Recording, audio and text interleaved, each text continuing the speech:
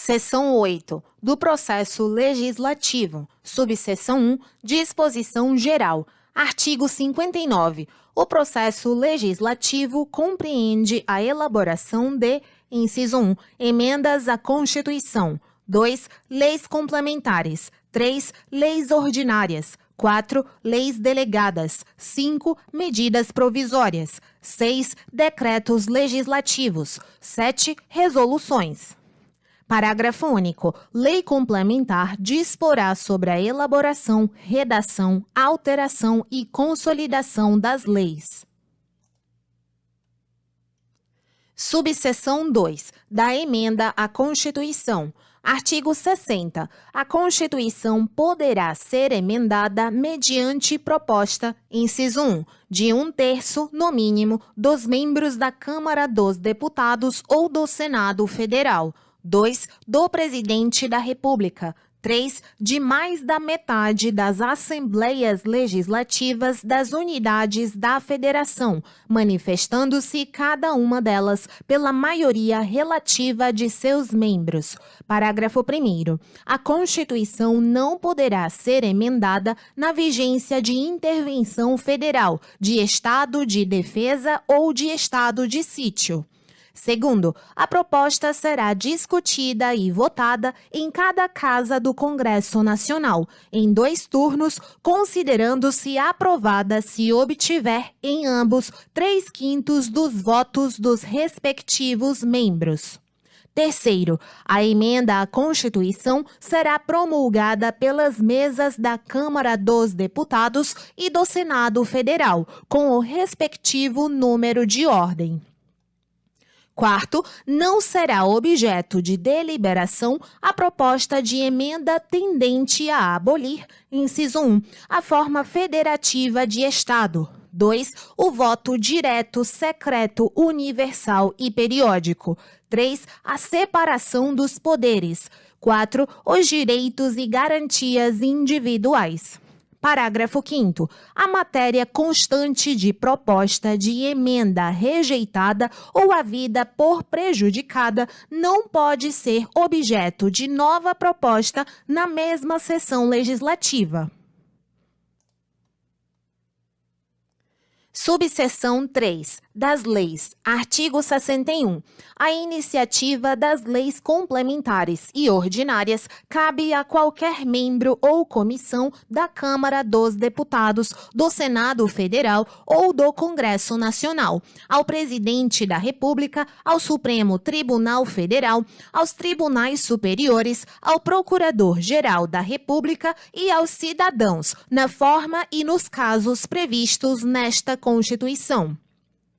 Parágrafo 1º. São de iniciativa privativa do Presidente da República as leis que, inciso 1, fixem ou modifiquem os efetivos das Forças Armadas. 2. Disponham sobre, a linha A, criação de cargos, funções ou empregos públicos na administração direta e autárquica ou aumento de sua remuneração.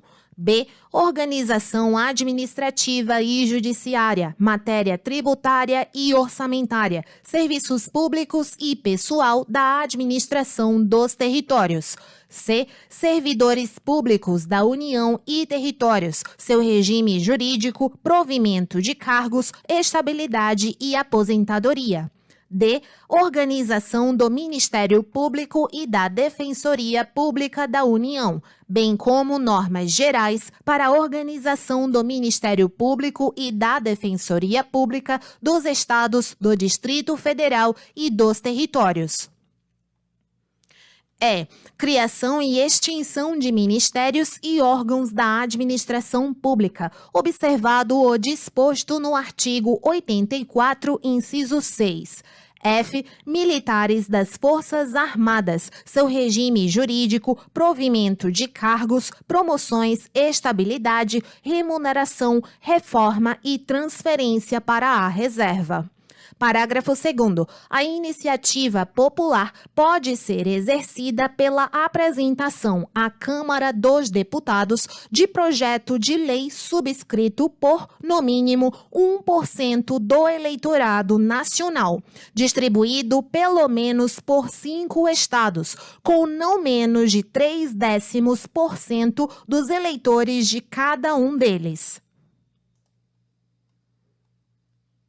Artigo 62. Em caso de relevância e urgência, o presidente da República poderá adotar medidas provisórias com força de lei, devendo submetê-las de imediato ao Congresso Nacional.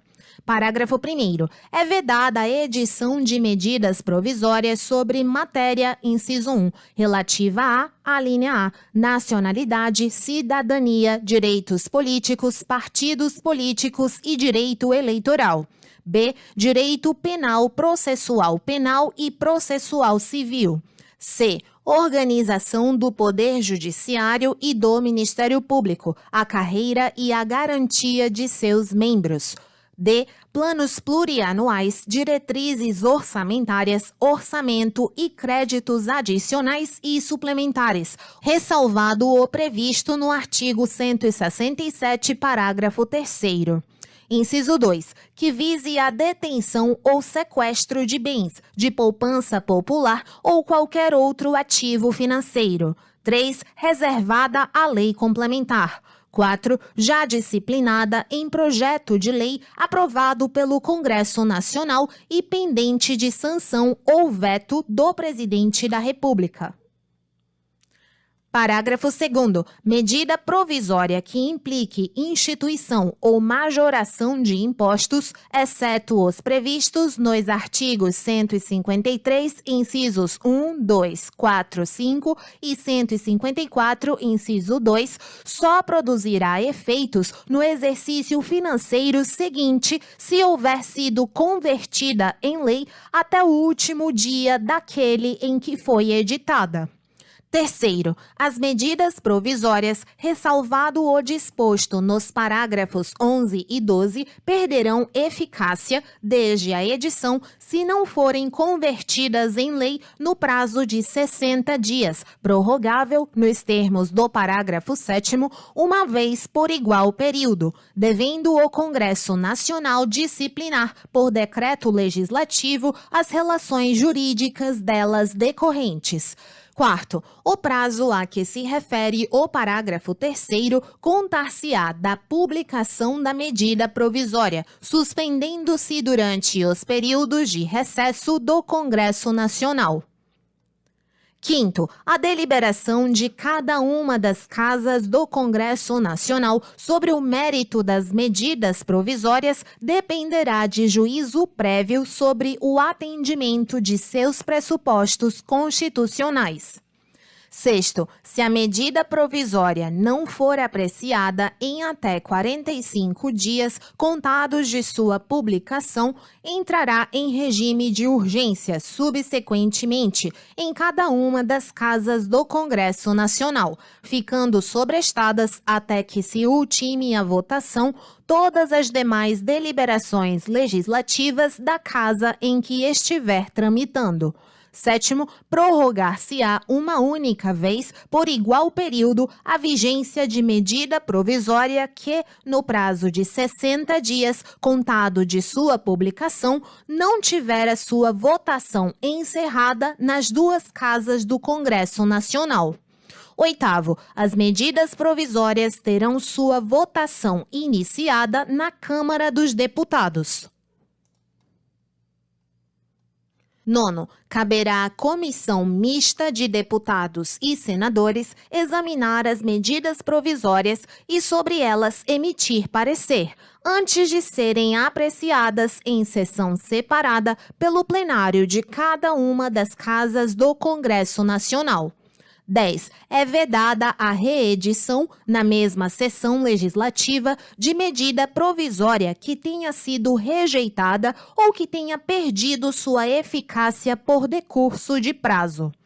11. Não editado o decreto legislativo a que se refere o parágrafo 3º até 60 dias após a rejeição ou perda de eficácia de medida provisória, as relações jurídicas constituídas e decorrentes de atos praticados durante sua vigência conservar-se-ão por ela regidas. 12. Aprovado o projeto de lei de conversão alterando o texto original da medida provisória, esta manter-se-á integralmente em vigor até que seja sancionado ou vetado o projeto. Artigo 63. Não será admitido aumento da despesa prevista, inciso 1, nos projetos de iniciativa exclusiva do Presidente da República, ressalvado o disposto no artigo 166, parágrafo 3º e parágrafo 4º. 2. Nos projetos sobre organização dos serviços administrativos da Câmara dos Deputados, do Senado Federal, dos Tribunais Federais e do Ministério Público. Artigo 64. A discussão e votação dos projetos de lei de iniciativa do Presidente da República, do Supremo Tribunal Federal e dos Tribunais Superiores terão início na Câmara dos Deputados. Parágrafo 1º. O Presidente da República poderá solicitar urgência para a apreciação de projetos de sua iniciativa. Segundo, se, no caso do parágrafo 1º, a Câmara dos Deputados e o Senado Federal não se manifestarem sobre a proposição, cada qual sucessivamente em até 45 dias, sobrestar-se-ão todas as demais deliberações legislativas da respectiva Casa, com exceção das que tenham prazo constitucional determinado, até que se ultime a votação. Terceiro, a apreciação das emendas do Senado Federal pela Câmara dos Deputados far-se-á no prazo de 10 dias, observado quanto ao mais o disposto no parágrafo anterior. Quarto, os prazos do parágrafo 2º não correm nos períodos de recesso do Congresso Nacional, nem se aplicam aos projetos de código. Artigo 65. O projeto de lei aprovado por uma casa será revisto pela outra em um só turno de discussão e votação e enviado à sanção ou promulgação, se a casa revisora o aprovar, ou arquivado se o rejeitar. Parágrafo único. Sendo o projeto emendado, voltará à casa iniciadora. Artigo 66. A casa na qual tenha sido concluída a votação enviará o projeto de lei ao Presidente da República, que, aquiescendo, o sancionará. Parágrafo 1º. Se o Presidente da República considerar o projeto, no todo ou em parte, inconstitucional ou contrário ao interesse público, vetá-lo-á total ou parcialmente, no prazo de 15 dias úteis, contados da data do recebimento, e comunicará, dentro de 48 horas, ao Presidente do Senado Federal os motivos do veto. Segundo, o veto parcial somente abrangerá texto integral de artigo, de parágrafo, de inciso ou de alínea. Terceiro, decorrido o prazo de 15 dias, o silêncio do Presidente da República importará sanção. Quarto, o veto será apreciado em sessão conjunta, dentro de 30 dias a contar de seu recebimento, só podendo ser rejeitado pelo voto da maioria absoluta dos deputados e senadores. Quinto, se o veto não for mantido, será o projeto enviado para promulgação ao Presidente da República.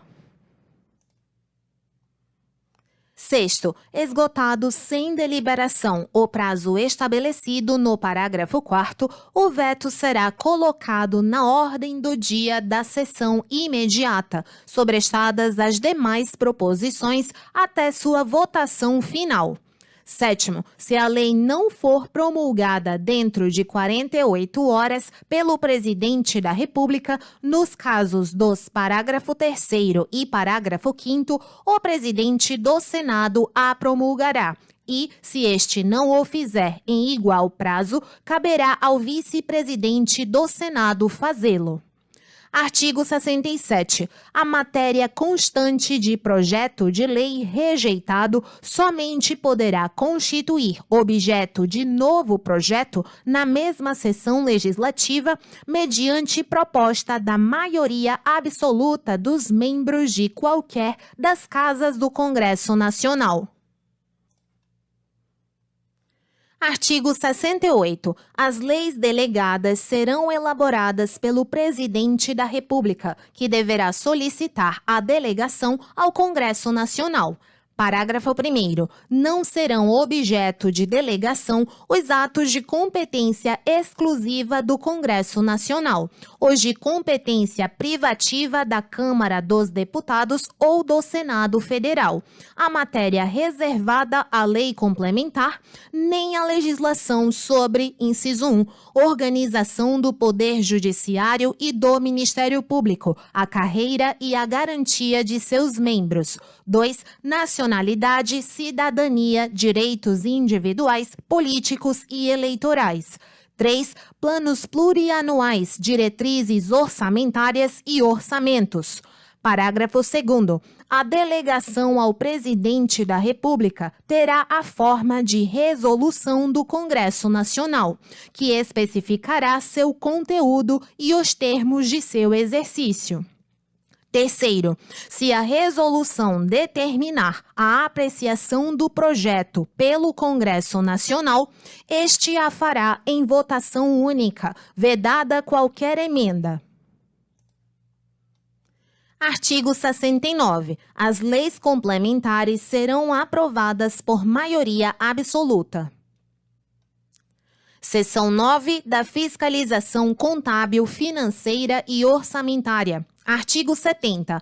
A fiscalização contábil, financeira, orçamentária, operacional e patrimonial da União e das entidades da administração direta e indireta, quanto à legalidade, legitimidade, economicidade, aplicação das subvenções e renúncia de receitas, será exercida pelo Congresso Nacional, mediante controle externo e pelo sistema de controle interno de cada poder. Parágrafo único. Prestará contas qualquer pessoa física ou jurídica, pública ou privada, que utilize, arrecade, guarde, gerencie ou administre dinheiros, bens e valores públicos, ou pelos quais a União responda, ou que, em nome desta, assuma obrigações de natureza pecuniária.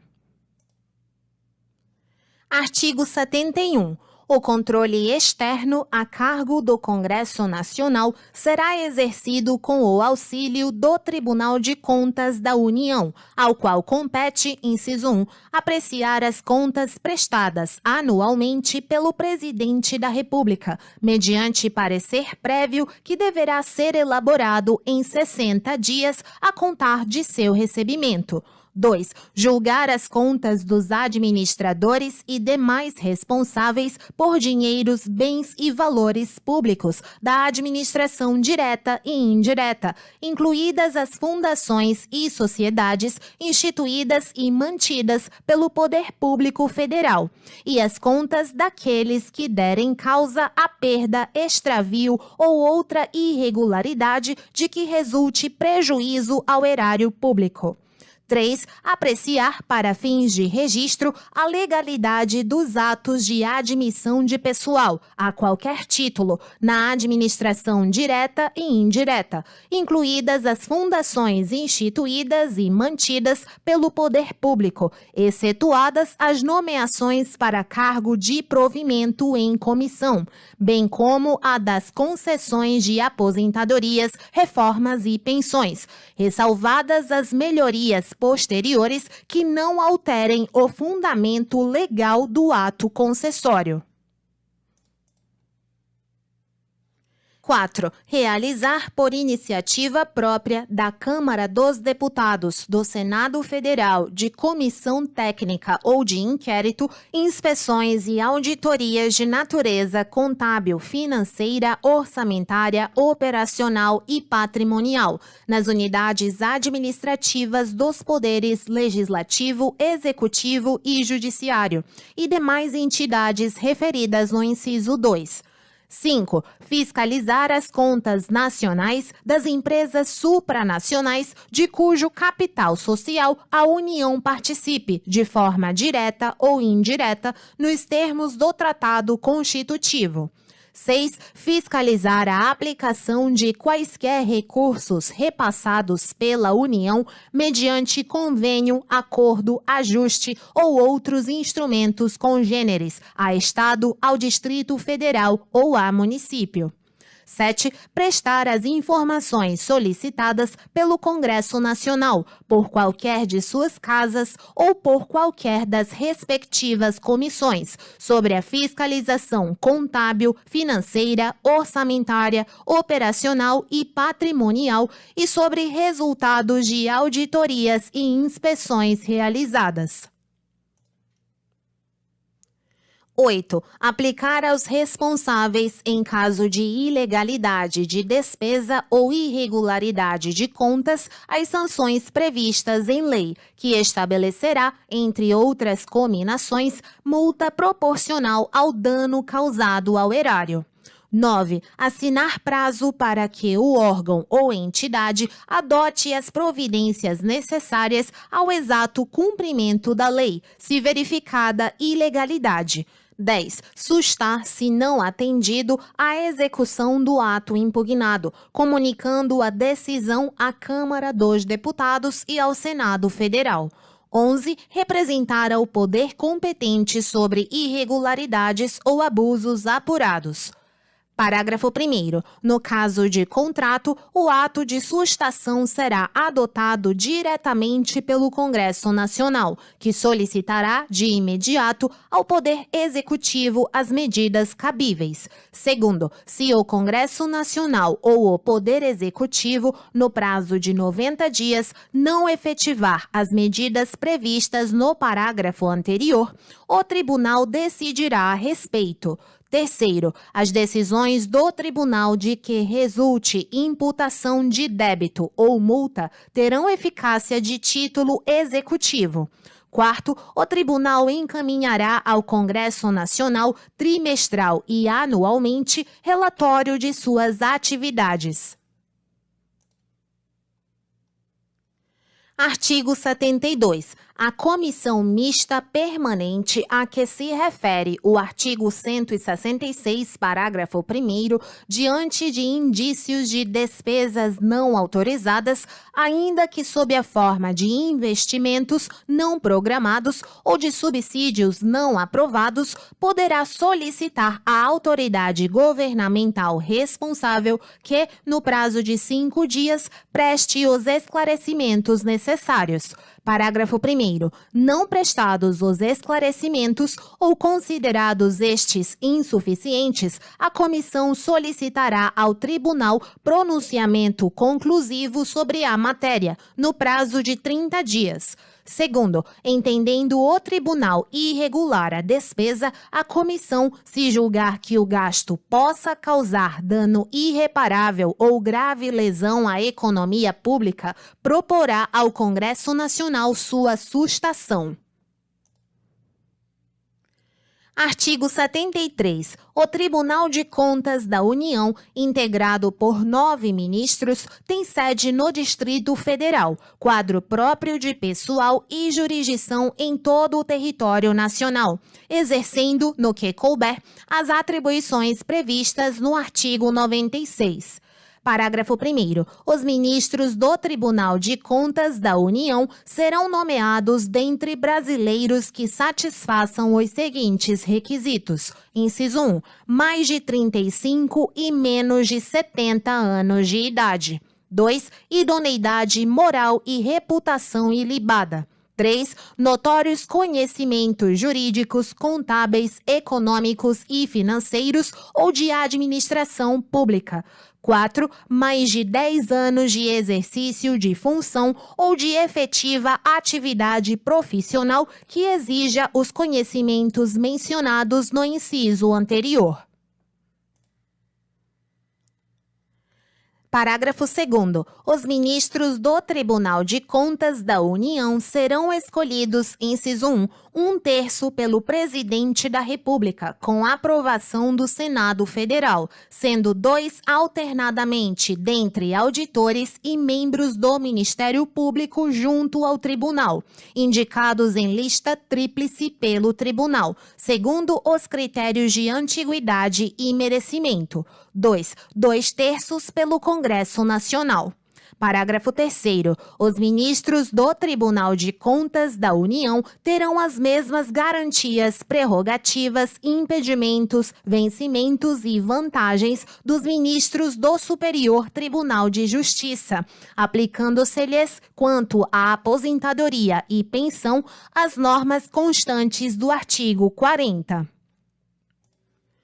4. O auditor, quando em substituição a ministro, terá as mesmas garantias e impedimentos do titular e, quando no exercício das demais atribuições da judicatura, as de juiz de Tribunal Regional Federal.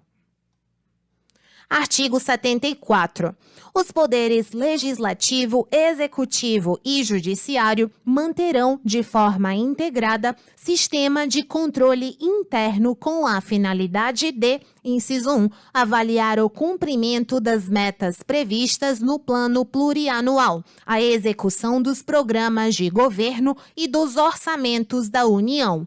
2. Comprovar a legalidade e avaliar os resultados quanto à eficácia e eficiência da gestão orçamentária, financeira e patrimonial nos órgãos e entidades da administração federal, bem como da aplicação de recursos públicos por entidades de direito privado.